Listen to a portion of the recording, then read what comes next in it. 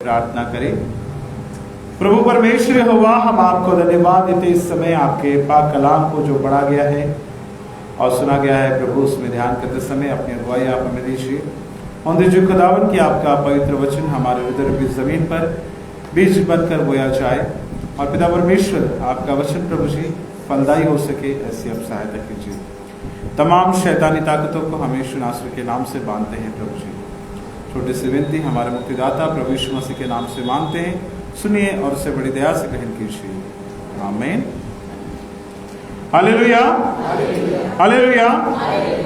प्रियो, आज पेंतिकोस्त के बाद का 26वां रविवार है। पेंतिकोस्त के बाद का 26वां रविवार है और आज का विषय कहता है the partnership in Christ of women and men. The partnership in Christ of women and men. मसीह में स्त्री पुरुष की साझेदारी, स्त्री पुरुष की साझेदारी, ये आज का विषय है।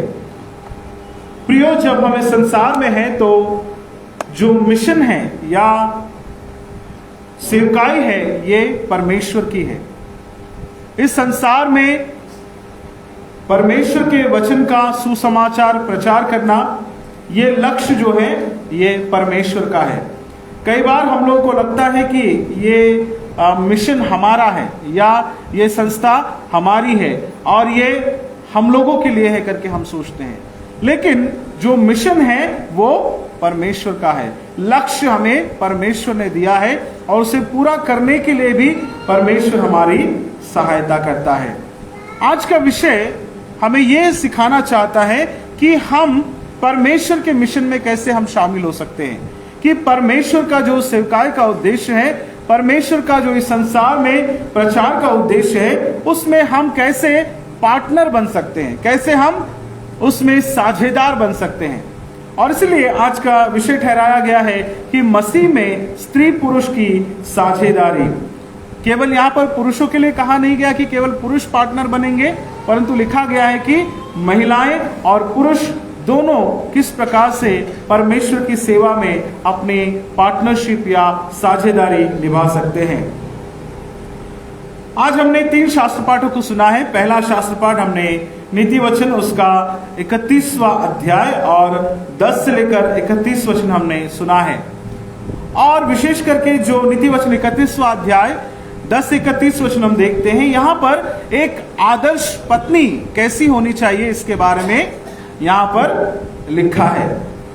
यहाँ पर जो इस नीति वचन में बताया गया है कि एक महिला जो घर को अच्छी तरीके से संभालती है या एक महिला किस प्रकार से रहना चाहिए, इसके बारे में वहां पर लिखा है। और यहाँ पर लिखा है कि वो जो आदर्श पत्नी है या आदर्श स्त्री कैसी होती है, वो सुबह ही उठ जाती है और वो क्या करती है, आगे में लिखा है, अगर आप पढ़ेंगे 12 वचन में पढ़ेंगे, वहां लिखा है कि वह अपने जीवन के सारे दिनों में उससे बुरा नहीं वरन भला ही व्यवहार करती है। वो अपने पति के साथ में भला ही व्यवहार करती है। और उसके बाद में वहां पर अगर हम लोग आगे देखते तो किस तरीके से लिखा है, 15 वचन लिखा है कि वो रात को ही उठ बैठती है, वो सारी तैयारियां करती है अपने परिवार के लिए। हर वो प्रयत्न करती है कि उसका परिवार अच्छा रहे, उसका पति अच्छा रहे, उसके बच्चे अच्छे रहे। ये जो वचन बहुत महत्वपूर्ण है, खास करके मसीही स्त्रियों के लिए जो परमेश्वर में चलती हैं, उनके लिए ये बेहद महत्वपूर्ण है कि आपको एक आदर्श पत्नी या एक आदर्श महिला आप कैसे बन सकती हैं। अगर आप इन क्वालिटीज में खरे नहीं उतर पाए तो फिर आप में ही कमी है। परमेश्वर का वचन कहता है कि एक आदर्श पत्नी कैसी होनी चाहिए, एक महिला कैसी होनी चाहिए, कैसे वो अपने घराने की देखभाल करती है, कैसे वो अपने परिवार को संभालती है। और उसका पति जब सभा में बैठता है तो उसका सम्मान होता है उसकी पत्नी के कारण करके वहां पे लिखा गया है।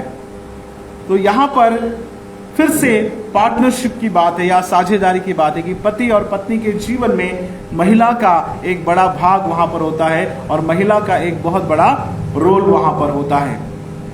अगर सारी महिलाएं इस बात को समझ जाए तो आपके घरों में तलाक या आपके घरों में जो है दूरियां या झगड़े फसाद मिट जाएंगे। कोई महिला अपने पति को छोड़कर नहीं जाएगी या कोई भी पुरुष जो है अपने पत्नी के साथ में डिवोर्स नहीं लेगा, अगर इन आदर्शों पर हम खरे उतरते हैं।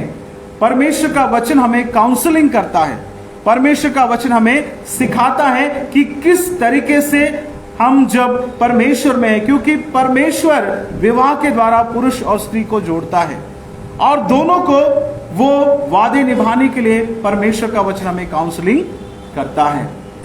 और हमारे विवाह में परमेश्वर तीसरा जो साझेदार है, जो उपस्थित रहता है और उसकी गवाही में हम इकट्ठे आते हैं। यहां पर फिर से जब हम पार्टनरशिप की बात करते हैं तो विवाह भी परमेश्वर ने बनाया हुआ है। परमेश्वर ने बनाया हुआ ये परमेश्वर के द्वारा बनाया हुआ इंस्टीट्यूशन है। एक परिवार को परमेश्वर ने बनाया है और परमेश्वर चाहता है कि परमेश्वर ये कहता है कि परिवार सदा जुड़ा रहे, पति पत्नी अलग ना हो, ये परमेश्वर चाहता है। लेकिन आज के जमाने में हम लोग देखते हैं कि कई बार हम अपने ईगो के कारण, कई बार हम अपने बुराई के कारण, कई बार हम अपनी कमजोरियों के कारण परिवारों को हम टूटते हुए हम लोग देखते हैं। परमेश्वर का वचन हमें सिखाता है कि अगर हमको पार्टनर बनना है तो मिलकर प्रभु के साथ हमें जुड़ना है, एक परिवार बनकर उसकी सेवा में हमें रहना है। तो ये जो अध्याय है सारे परिवारों के लिए और सारी महिलाओं के लिए एक आदर्श है। अगर हम इसमें खरे नहीं उतर पा रहे तो हम कितने भी चीजों को हम पाले तो कोई फायदा नहीं है, कितने भी बड़े पद को भी हम पाले तो कोई फायदा नहीं है।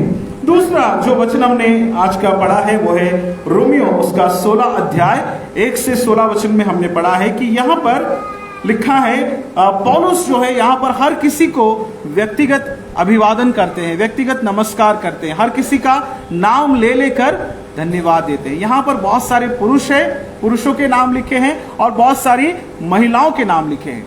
वो क्यों धन्यवाद दे रहे हैं कि मैं जब सेवकाई कर रहा था तो तुम लोगों ने मुझे सपोर्ट किया, मेरी सेवकाई के दौरान तुमने मेरे लिए प्रार्थना की, मेरे रहने का बंदोबस्त किया, मेरे लिए भोजन की व्यवस्था की, और इसलिए मैं हर एक व्यक्ति को नाम बनाम धन्यवाद देता हूं करके उस 16 अध्याय 1 से 16 वचन में हम लोग देखते हैं।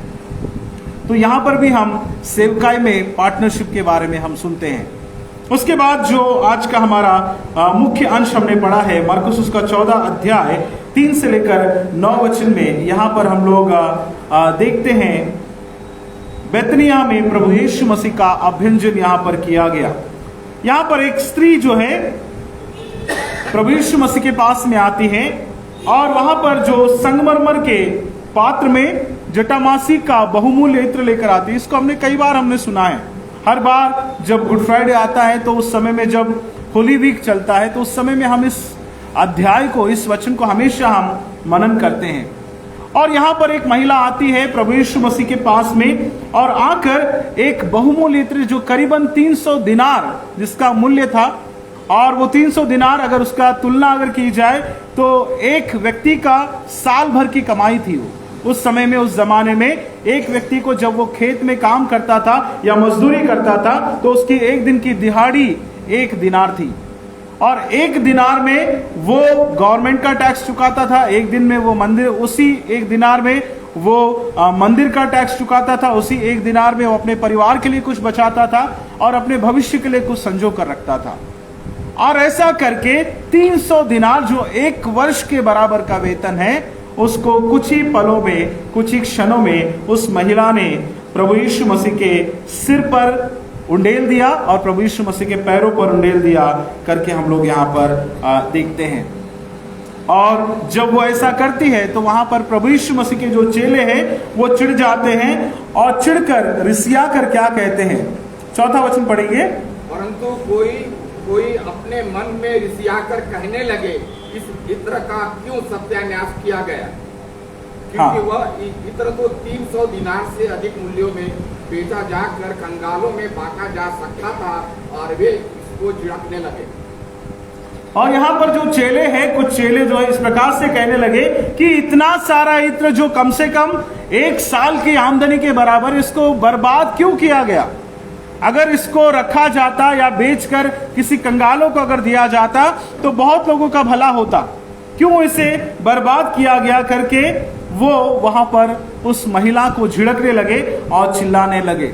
और तब यीशु मसीह ने वहां पर उनसे कहा कि उस महिला को छोड़ दो, उसे क्यों सताते हो, क्योंकि तुम्हारे साथ कंगाल तो हमेशा रहेंगे, कंगाल तो सदा तुम्हारे साथ रहेंगे, लेकिन मैं तुम्हारे साथ जो है हमेशा के लिए नहीं रहूंगा। और आज जब मैं तुम्हारे साथ में हूं तो उस समय में उसने इस समय का सही इस्तेमाल उसने किया।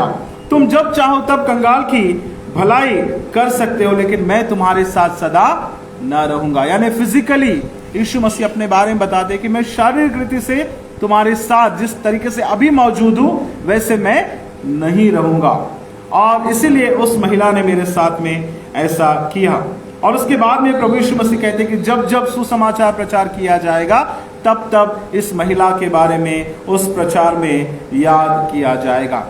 जब प्रभु यीशु मसीह ने यहाँ पर कहा कि कंगाल तुम्हारे साथ सदा रहेंगे, इसका मतलब क्या था?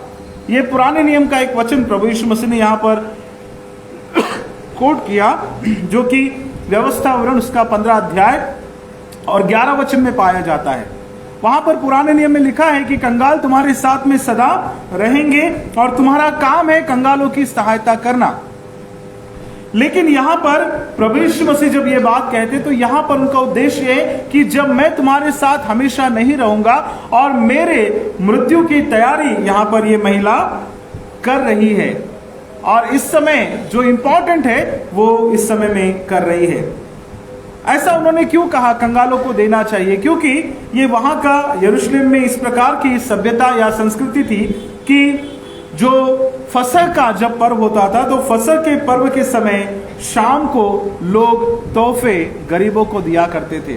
जो जरूरतमंद है, जो निर्धन है, उन लोगों को फसह के पर्व के समय संध्या में ये लोगों को गिफ्ट दिया करते थे। निर्बलों को, जो निस्सहाय है, उनकी सहायता वो लोग करते थे। और इसीलिए चेलों को लगा कि इसने इसका वेस्ट यहां पर किया, लेकिन उनको ये नहीं समझ में आया कि यीशु मसीह कुछ ही दिनों के बाद में उनकी मृत्यु होने वाली है, जबकि यीशु मसीह उनको बार बार बता रहे थे कि उनकी मृत्यु होने जा रही है। लेकिन उस महिला ने इस बात को समझा कि ये मृत्यु अभी टलने वाली नहीं है, प्रभु यीशु मसीह को क्रूस पर अपना बलिदान देना ही है, तो मैं उस मृत्यु को तो नहीं रोक सकती, लेकिन कम से कम उस मृत्यु के लिए मसीह को तैयार तो मैं कर सकती हूं। एटलीस्ट मेरे इस कार्य के द्वारा मैं उनको उस मृत्यु का सामना करने के लिए मैं उनको जो है हिम्मत दे सकती हूँ, मैं उनको और मजबूत कर सकती हूँ। ऐसा उस महिला ने सोचा और वो वहां पर प्रभु यीशु मसीह के सिर पर और प्रभु यीशु मसीह के पैरों पर जो है वो इत्र को मलती है, क्योंकि वहां की संस्कृति के हिसाब से उस समय में जब कोई मर जाता था या मुर्दा जो व्यक्ति होता था उसके देह पर जो है अलग अलग प्रकार के इत्र लगाए जाते थे, अलग अलग प्रकार के मसालों का लेप लगाया जाता था। अगर आपको देखना है तो पुराने नियम में जब यूसुफ की मृत्यु हुई मिस्र देश में, तो उसके जो देह को जब वो लोग लेकर आए तो कई दिनों तक उसको मसालों के साथ में लेप लगाकर उसको रखा गया। और ये वाला जो ट्रेडिशन है ये हमको मिस्र देश में मिलता है। जैसे हम लोगों ने मम्मी, जिसको हम कहते हैं मम्मी जो बनता है, ये वो यहीं से हम उसकी सभ्यता की हम शुरुआत यहाँ पर हम लोग देखते हैं। तो प्रभु यीशु मसीह यहाँ पर कहते हैं कि इस स्त्री ने जो कार्य किया उसने मेरे साथ मेरी सेवकाई में जो है उसने सहभाग किया है करके वहां पर लिखा है। अगर आप पढ़ेंगे 9वां वचन पढ़िए, 8वां और 9वां वचन। जो कुछ वह कर सकी उसने किया, जो कुछ वह कर सकी उसने किया। वो क्या कर सकती थी? क्या वो प्रभु यीशु मसीह को सूली पर चढ़ने से रोक सकती थी? नहीं रोक सकती थी। वो प्रभु यीशु मसीह की मृत्यु को नहीं रोक सकती थी, लेकिन वो उसकी मृत्यु की तैयारी कर सकती थी। वो उसके मृत्यु के लिए उसको जो हिम्मत उसको दे सकती थी। जिस कटोरे को प्रभु यीशु मसीह पीने वाले थे उसको पीने के लिए एक हिम्मत, एक धीरज, एक धैर्य देने का कार्य वो कर सकती थी। और इसलिए यहाँ पर प्रभु यीशु मसीह कहते हैं कि उसने जो कुछ वह कर सकी उसने वो किया। और आगे लिखा है उसने मेरे गाड़े जाने की तैयारी में पहले से ही मेरे देह पर इत्र मला है। और 9वें वचन में लिखा है, मैं तुमसे सच कहता हूं कि सारे जगत में जहां कहां सुसमाचार प्रचार किया जाएगा, वहां उसके इस काम की चर्चा भी उसके स्मरण में की जाएगी। प्रभु यीशु मसीह ने उसकी प्रशंसा की, और यहाँ पर जो उसने अपनी भक्ति प्रभु यीशु मसीह के प्रति दिखाई, तो वहां पर प्रभु कहते कि जहां जहां सुसमाचार का प्रचार किया जाएगा, वहां वहां इस महिला को स्मरण किया जाएगा। फिर एक बार यहाँ पर हम देखते कि प्रचार कार्य में महिलाओं और पुरुषों की साझेदारी। यहाँ पर वो महिला प्रचार में कुछ नहीं कर सकती, खुद होकर प्रचार नहीं कर सकती थी, लेकिन जो प्रचार कर रहा है उसकी सहायता करने के लिए वो यहाँ पर आई है करके हम देखते हैं। रोमियो की पत्री में हमने जो देखा 16 अध्याय में, पौलुस प्रचार कर रहा है, लेकिन बहुत सारे पुरुष और बहुत सारी महिलाएं अपना घर देने के द्वारा, अपनी ओर से कुछ आर्थिक सहायता देने के द्वारा, भोजन का प्रबंध करने के द्वारा, उसकी यात्रा में उसको साथ देने के द्वारा, कई लोग अलग अलग तरीके से जो है उसकी मिनिस्ट्री को सपोर्ट कर रहे हैं करके हम लोग देखते हैं। प्रियो, यहां से हम जो बातें सीखते हैं वो इस प्रकार है कि जो मिशन है वो परमेश्वर का है, सेवकाई है वो परमेश्वर की है, लेकिन परमेश्वर की सेवकाई में हम सब साझेदार बन सकते हैं। हम सबको परमेश्वर ने बुलाया कि हम भी पार्टनर बने, हम उसके साझेदार बने और उसके उस सेवकाई को हम आगे बढ़ाएं। और इसमें दोनों पुरुष और महिलाएं दोनों शामिल हो सकती हैं। यहां पर जो स्त्री यहां पर इत्र को मलती है, वो प्रभु की सेवकाई में वो शामिल है, वो एक पार्टनर बन गई है, और उससे जो बन सकता है उसने वो वहां पर किया। उसके पास में जो इत्र था, जो करीबन 1 साल तक कोई गरीब उससे जी सकता था, उतने मूल्य का इत्र उसने प्रभु यीशु मसीह के को जो है वहां पर उसने समर्पित कर दिया करके हम लोग यहाँ पर देखते हैं। कुछ बातें हम लोग आज के इन वचनों से सीखेंगे। पहली बात कि इस महिला के जीवन से हम क्या सीखते हैं, कि इस महिला ने जो किया उसके बारे में उसने सोचा नहीं कि लोग उसके बारे में क्या कहेंगे। जब उसने इस क्रिया को किया, जब उसने प्रभु यीशु मसीह के देह पर इत्र मला, तो उसने चारों तरफ, वहां पर हम देखते हैं कि प्रभु यीशु मसीह एक घर के अंदर में बैठे हैं, भोजन करने बैठे, और वहां पर केवल अकेले यीशु मसीह नहीं है, उनके साथ में उनके चेले हैं, बहुत सारे लोग हैं, और चारों तरफ प्रभु यीशु मसीह लोगों से वहां पर घिरे हुए हैं। और ऐसे समय में वो महिला आती है। Women serve Jesus regardless of what people would say. लोग क्या कहेंगे इसके बारे में सोचे बिना उसने वो किया जो उसका मन करता था। उसने वो किया जो वो प्रभु के लिए कर सकती थी। वहां लिखा है कि उसने वो किया जो वो कर सकती थी। यहां पर जब उसने वो कार्य किया तो लोगों के अलग अलग ओपिनियन वहां पर आने लगे। कुछ लोगों ने कहा कि ये तो बहुत बहुमूल्य इत्र है। एक सर्वे के अनुसार ये उस समय में इजराइल देश में ये इत्र नहीं मिलता था, वो दूर देश से मंगाया गया था। कुछ सर्वे के हिसाब से कहा गया कि वो भारत से मंगाया गया था, और उस समय में इंपोर्ट एक्सपोर्ट करना तो मानिए इतना आसान नहीं है। और उस समय में दूर देश से उस इत्र को जब मंगाया गया तो कितना महंगा होगा उसके बारे में उस महिला ने सोचा नहीं। वहां पर जितने लोग थे उनकी प्रतिक्रिया अलग अलग आई। लोग कहने लगे कि ये तो बहुत मूल्य का था। कुछ लोग कहने लगे कि ये कंगालों में बांटा जा सकता था। कुछ लोगों ने कहा कि इसने सब कुछ वेस्ट कर दिया। कुछ लोग उसके ऊपर कुड़ने लगे, कुछ लोग उसके ऊपर रिसियाने लगे, और कुछ लोग उसको झिड़कने लगे। उसने जो कार्य किया, रिस्पांस लोगों का गुस्से से भरा रिस्पांस उसके प्रति वहां पर आया, लेकिन उसने पलटकर उनको जवाब नहीं दिया। वहां पर लिखा नहीं है कि उसने उनको दोबारा जवाब दिया। She stood very silently. और लोगों ने क्या कहा उसकी तरफ उसने ध्यान नहीं दिया। उसने वही किया जो उसका मन करता था। उसने वहां पर हिम्मत और धीरज वहां पर उसने दिखाया करके हम लोग देखते हैं। लोग उसको क्रिटिसाइज करने लगे, उसके काम को क्रिटिसाइज करने लगे कि इसने जो किया सही नहीं किया करके यहाँ पर लोग कहने लगे, लेकिन उसको लगा कि मैं प्रभु के लिए ये कर सकती हूँ, और ये मैं जब अपना पर्सनली कर रहे तो मुझे रोकने वाला कोई होना नहीं चाहिए। कई बार जब हम सेवकाई में पर्सनली भी अगर कुछ करना चाहते हैं तो भी लोग हमको रोकते हैं।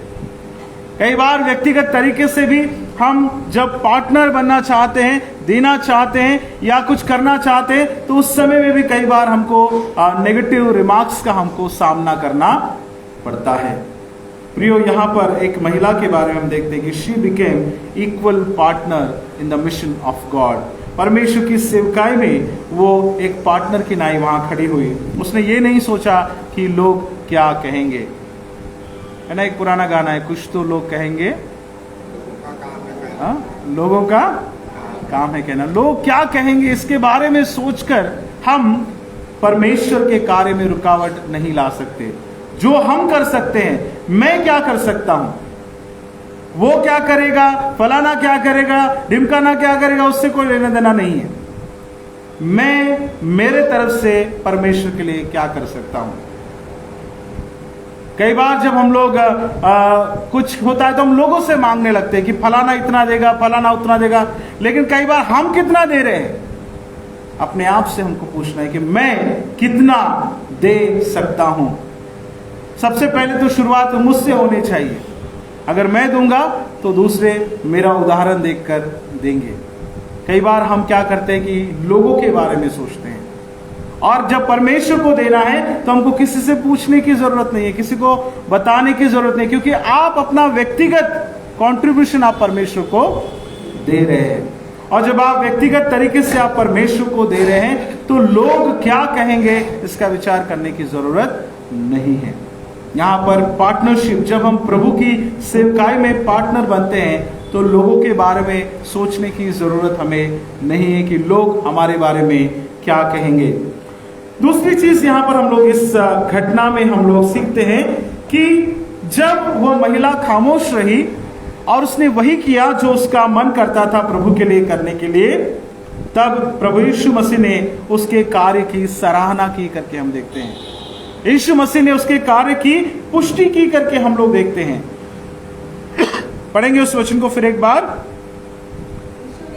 हाँ हाँ हाँ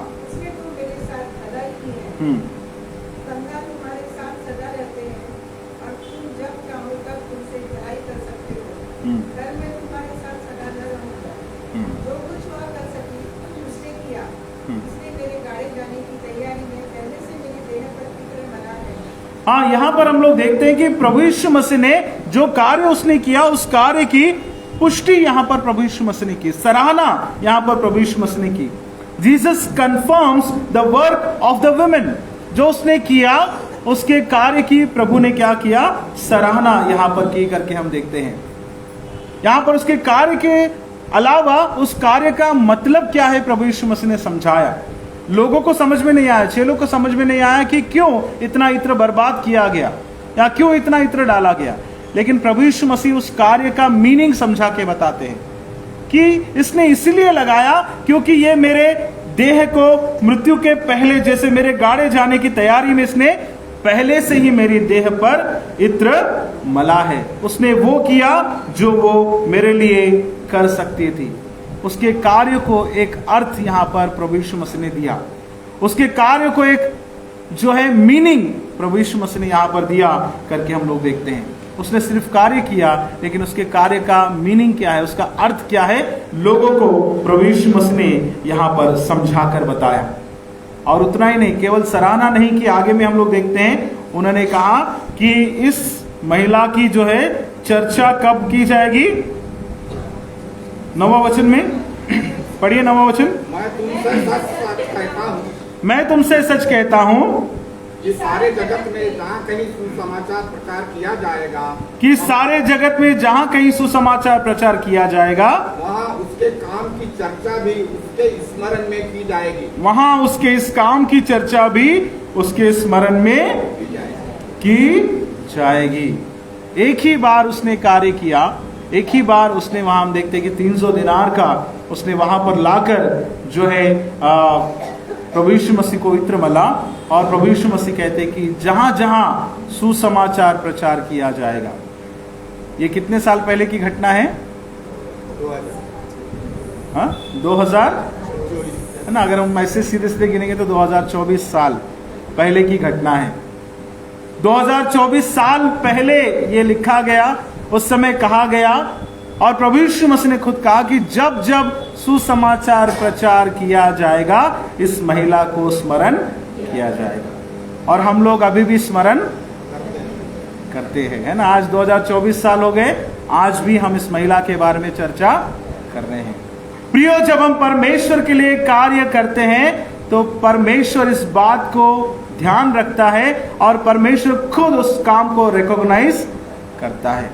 कई बार मनुष्य हमें रिकॉग्नाइज करे या ना करे, लोग हमें उसकी पुष्टि दे, सराहना करे या ना करे, ये बात हम यहां से सीखते हैं कि परमेश्वर की सेवा करने वाला जो है उसको प्रभु सराहता है। हालेलुया। पिछले सप्ताह में बहुत कई सालों के बाद में हमारी भी सराहना की गई, है ना। पिछले सप्ताह में पास्टर्स का अप्रिशिएशन रखा गया, मैंने चर्च के ग्रुप में भी डाला था। किसी ने इस प्रकार से कहा, है ना, वहां पर जो पास्टर लोग रिस्पांस कर रहे थे तो एक पास्टर साहब ने कहा कि मैं 30 साल से नागपुर डायसिस में मैं सेवा दे रहा हूं और 30 साल में कभी पादरी लोगों की सराहना की गई करके मैंने देखा नहीं।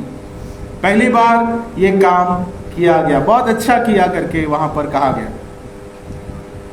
प्रियो, कई बार मनुष्य आपकी सराहना करे या ना करे, परमेश्वर आपकी सराहना करता है। यहां लिखा है, एक महिला के बारे में लिखा है कि जब जब सुसमाचार प्रचार किया जाएगा तो उसके कार्य की प्रशंसा की जाएगी कि उसने ये कार्य किया है। एक और वचन हम पढ़ेंगे, क्योंकि जब हम परमेश्वर के लिए कोई कार्य करते हैं तो वो परमेश्वर उसे व्यर्थ होने नहीं देता करके हम लोग पढ़ते हैं।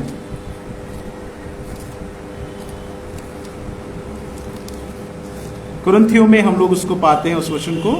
हाँ, कुरिन्थियों, पहला कुरिन्थियों उसका 15 अध्याय और 58 वचन पढ़ेंगे। 15 अध्याय 58 वचन।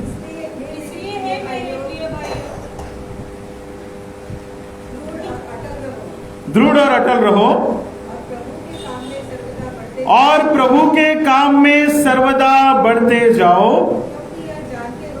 क्योंकि यह जानते हो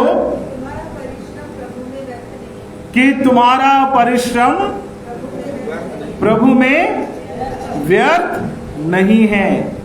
कई बार जब हम परिश्रम करते हैं तो हो सकता है मनुष्य उसकी सराहना ना करे, लेकिन प्रभु कहता है कि तुम प्रभु में बढ़ते जाओ क्योंकि तुम्हारा परिश्रम प्रभु में व्यर्थ नहीं है। प्रभु कभी भी तुम्हारा परिश्रम व्यर्थ जाने नहीं देगा।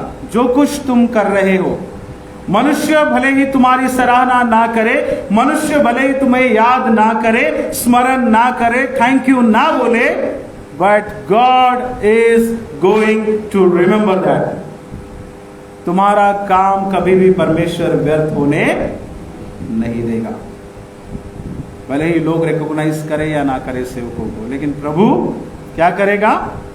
प्रभु कहता है कि वो तुम्हारे काम को व्यर्थ होने नहीं देगा।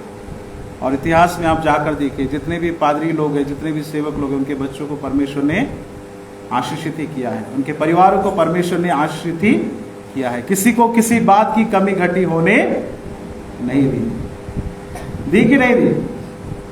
एकदम डाउटफुल बोल रहे आप। परमेश्वर कभी अपने सेवकों को छोड़ता नहीं है, क्योंकि जब हम उसकी सेवकाई में पार्टनर बनते हैं, उसके प्रचार कार्य में हम उनके साथ जुड़ते हैं। यहाँ लिखा है, उस महिला के लिए भी कहा कि जहां जहां सुसमाचार प्रचार किया जाएगा, इस महिला के बारे में याद किया जाएगा। कई बार लोग जब कुछ कार्य करते, वो चाहते हैं कि उनका नाम पत्थरों पर आए, है ना। पत्थरों की मारामारी बहुत रहती है। मैं एक चर्च में था, उस चर्च में एक व्यक्ति का नाम शॉर्ट फॉर्म में लिखा गया, उसका पूरा नाम नहीं आया। रातों रात वो पत्थर को उसने तुड़वाया। चर्च की बात बता रहा हूं, रातों रात उस पत्थर को तुड़वाया और इधर उधर से जोड़ जंतर करके नया पत्थर बनवाया और पूरा नाम लिखवाया उसका। नाम के पीछे बहुत मरते हैं लोग आज कि भैया किसका नाम पत्थर पर आएगा। वो पत्थर कुछ दिन रहेगा, फिर जब दोबारा रिनोवेशन होगा तो वो पत्थर फिर हट जाएगा, फिर नया पत्थर लगेगा, फिर जो रहेंगे वो। कई बार ये जो पत्थरों के नाम सिर्फ कब्रिस्तान तक ही रह जाते हैं। In the memory of so and so, in the loving memory of so and so. हम यहां पर नाम आने के लिए बहुत दौड़ भाग करते हैं, यहां पर रिकॉग्निशन पाने के लिए हम बहुत दौड़ भाग करते हैं।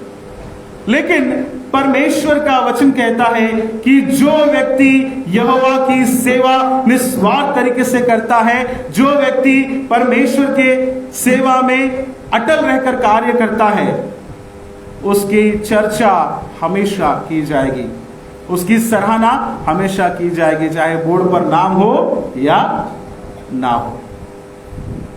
ये बात यहां पर प्रभु यीशु मसीह हमें सिखाते हैं। पहली बात कि इस महिला ने जो किया, उसने ये नहीं सोचा कि लोग क्या कहेंगे। दूसरी बात हम देखते हैं कि यीशु मसीह ने उस महिला के कार्य की सराहना की करके हम लोग यहां पर देखते हैं। तीसरी बात जो हम यहां पर सीखते हैं वो ये है कि परमेश्वर की सेवकाई में पुरुष और स्त्री दोनों बराबर है। पुरुष और स्त्री दोनों बराबर है। दोनों को परमेश्वर ने इनवाइट किया है कि वो प्रभु के सेवकाई में साझेदार बने।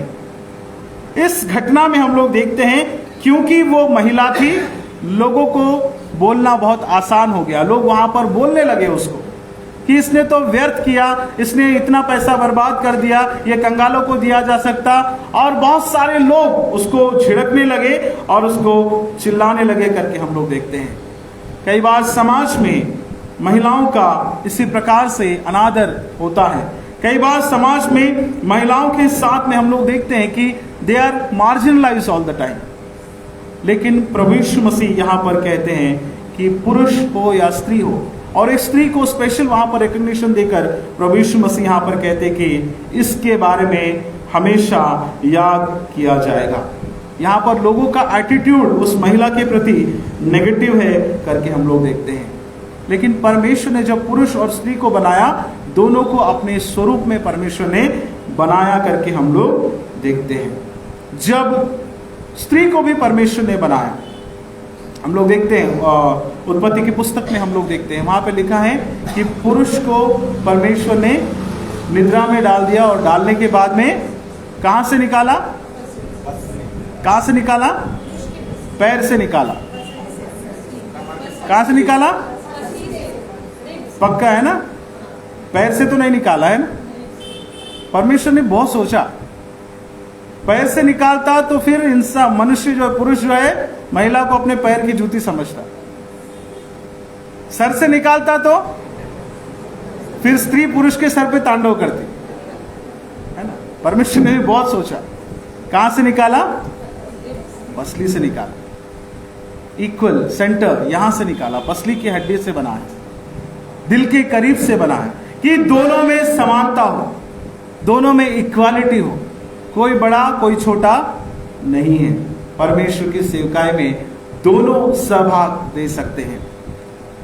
और आप देखिए चर्च में कई बार, किसी भी चर्च में आप जाकर देखो, पुरुषों की तुलना में महिलाओं की संख्या ज्यादा रहती है। कोई भी चर्च में आप जाके देखो। क्यों? क्योंकि महिलाओं को वो स्थान कई बार समाज में मिलता नहीं है, परिवार में उनको कई बार वो स्थान उनको नहीं मिलता है, समाज में वो स्थान उनको नहीं मिलता है। Church is the place where they can come and worship, जो आराधना कर सकते हैं, बोल सकते हैं, गा सकते हैं। यहां पर वो अपने दिल को खोलकर परमेश्वर के सामने रख सकते हैं। And women are more comfortable in church. महिलाएं जब आती है चर्च में बहुत उत्साह से आती है, आनंद से आती है, और वो पूरी तैयारी के साथ यहाँ पर आती है।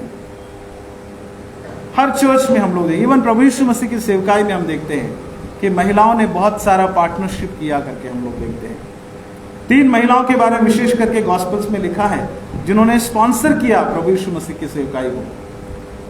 प्रियो, यहाँ पर कौन ज्यादा है कौन कम है ये नहीं है, कहा यह गया कि हम सब मसीह की सेवकाई में हम सब साझेदार हैं। आज का विषय कहता है कि हम सब मसीह की सेवकाई में हम साझेदार हैं, चाहे वो स्त्री हो या पुरुष हो। एक वचन पढ़ेंगे गलतियों इसका 3 अध्याय 28 वचन पढ़ेंगे। गलतियों इसका 3 अध्याय 28 वचन।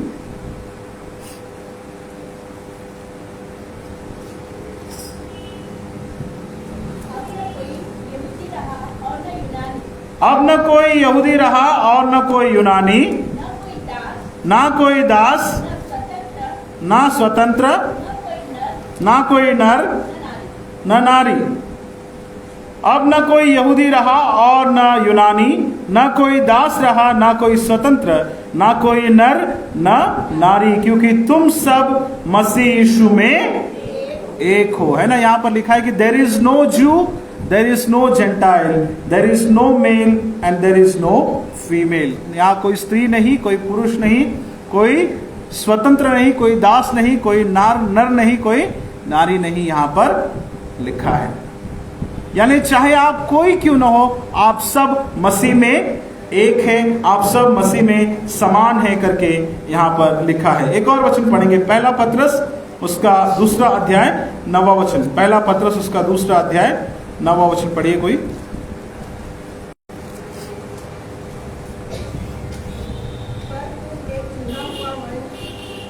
पर तुम एक चुना हुआ वंश, राजपदधारी, याजकों का समाज और पवित्र लोग और परमेश्वर की नीच प्रजा हो, इसलिए कि जिसने तुम्हें अंधकार में से अपनी अद्भुत ज्योति में बुलाया है, उसके गुण प्रकट करो। किसके गुण प्रकट करना है? किसके गुण प्रकट करना है? अपने गुण प्रकट नहीं करना है ना। अपने गुण प्रकट करेंगे तो लोग भाग जाएंगे। यहां लिखा है किसके गुण प्रकट करना है? परमेश्वर के गुण प्रकट करना है, क्योंकि यहां लिखा है कि तुमको चुना गया है, तुम पवित्र लोग हो, तुम याजकों का समाज हो, तुम परमेश्वर की निज प्रजा हो। सभी लोगों के लिए कहा है यह वचन कि तुमको चाहे पुरुष हो, चाहे स्त्री हो, चाहे नर नारी, चाहे गुलाम, दास, स्वतंत्र, मालिक, जो कोई भी हो, सबको परमेश्वर ने चुना है। और इसलिए चुना है कि हम अंधकार से ज्योति की ओर चले, बुराई से भलाई की ओर चले और परमेश्वर के गुण को हम अपने जीवन के द्वारा प्रकट करें। हम सब मसीह की सेवकाई में हम सब इक्वल पार्टनर्स हैं। जैसा हम आज का विषय हम देखते हैं कि मसीह में स्त्री पुरुष की साझेदारी। पहली बात हम देखते हैं कि उस महिला ने वो किया जो करना चाहती थी, उसने ये नहीं सोचा कि लोग क्या कहेंगे। दूसरी चीज, प्रभु यीशु मसीह ने उसके कार्य की सराहना की। मनुष्य किसी की सराहना करे या ना करे, लेकिन परमेश्वर हमारी सराहना करता है। यहां पर उल्टा हम लोग देखते हैं उस स्त्री के रोल में कि जब वो कुछ अच्छा कर रही है तो लोग उसको क्रिटिसाइज कर रहे हैं, लोग उसकी बुराई कर रहे हैं, लोग उसके विरोध में बातें कर रहे हैं। कई बार हमको मिलता है जब हम सेवकाई में रहते हैं, अगर हम कुछ अच्छा करना चाहते हैं तो बहुत सारे लोग आपके प्रति नेगेटिव कमेंट्स आपको कर सकते हैं।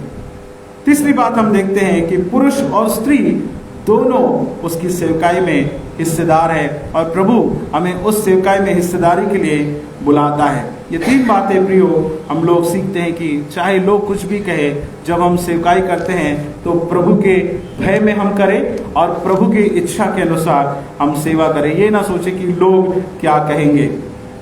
दूसरी बात, जब हम सेवकाई करें तो प्रभु हमारी सराहना जरूर करेगा, लोग करें या ना करें। तीसरी बात, पुरुष और स्त्री ये दोनों इक्वल पार्टनर है परमेश्वर की सेवकाई में। प्रभु करे वचन हम सब के लिए आशीष का कारण बने। आमीन।